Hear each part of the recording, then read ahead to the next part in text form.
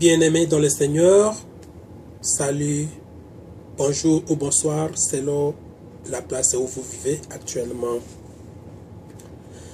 J'ai un petit message que j'aimerais vous présenter dans cette soirée. Ça concerne le palmarès du ciel. Chers frères et sœurs, bientôt les palmarès du ciel seront ouverts. Et ma question est de savoir de quel groupe seras-tu quand le dernier coup de sifflet sera lancé.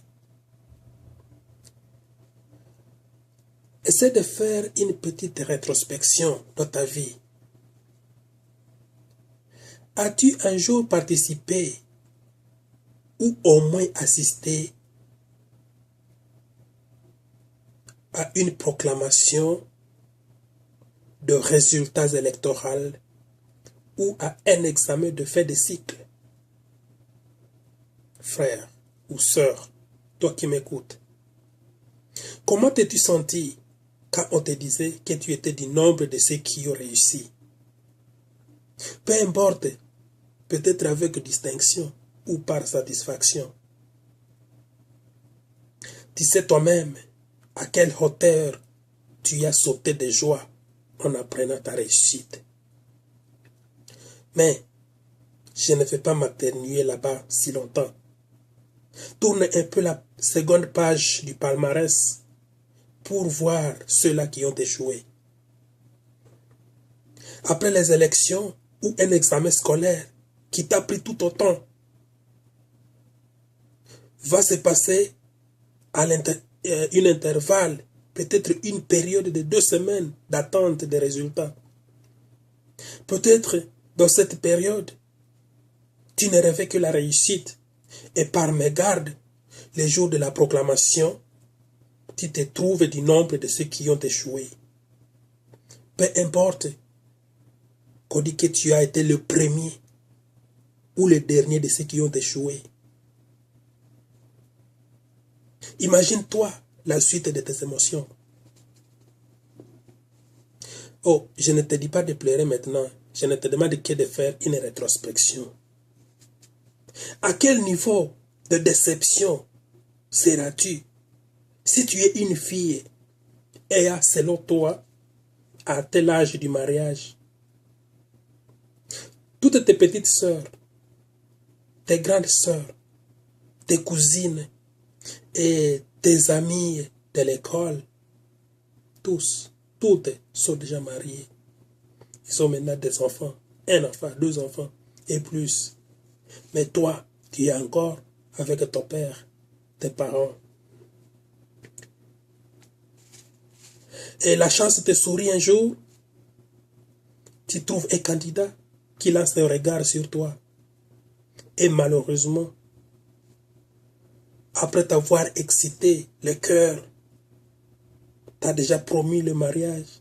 Peut-être le jour du mariage est déjà fixé. Il t'abandonne pour un autre. Comment vas-tu te sentir? Je te demande de faire une petite réflexion sur ce point-là.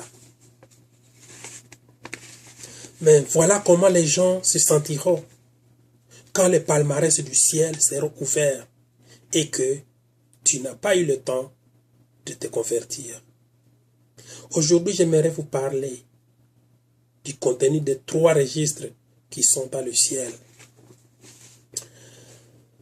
Il fut présenté au prophète le grandiose et redoutable tribunal devant lequel la conduite de tous les hommes sera passée en revue en présence du juge de toute la terre et où chacun sera jugé selon ses œuvres. Les registres du ciel sur lesquels sont inscrits les noms et les actions des hommes sont inscrits serviront de base au jugement. Le prophète Daniel dit: les juges s'assirent et les livres furent ouverts, dans Daniel chapitre 7, verset 10. Et à Jean d'ajouter: un autre livre fut ouvert, celui qui est le livre de la vie, et les morts furent jugés selon leurs œuvres. Ça c'est Apocalypse chapitre 20, le 12e verset. Parlons d'abord du premier livre, ce qu'on appelle le livre de vie. Ce livre de vie, qu'est-ce que ça renferme? Ce livre de vie renferme les noms de tous ceux qui sont entrés au service de Dieu. Daniel dit que tous ceux qui sont inscrits dans ce livre échapperont à la détresse qui va bientôt s'abattre sur l'univers. Jean lui aussi déclare que seuls pourront entrer dans la cité de Dieu ceux dont les noms sont inscrits dans le livre de vie de l'agneau. Daniel chapitre 12 verset 1er et Apocalypse chapitre 21 le 27e verset. Demande-toi, demande à ton cœur si tu as eu le temps de te faire enregistrer dans ce livre de vie. Le deuxième livre s'appelle le livre de souvenirs. Un livre de souvenirs. Le livre de souvenirs fut écrit devant lui pour ceux qui craignent l'Éternel et qui honorent son nom. Si tu lis dans Malachie chapitre 3 verset 16, il dit, leurs actes de bonté sont inscrits dans ce livre.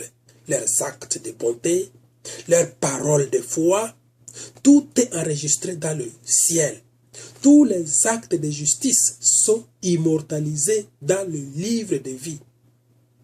Toute tentation repoussée, toute mauvaise action surmontée, toute parole douce et compatissante s'y trouvent soigneusement enregistrées. On y trouve aussi le récit de toutes les souffrances, de toutes les peines, de tous les sacrifices endurés pour l'amour de Jésus.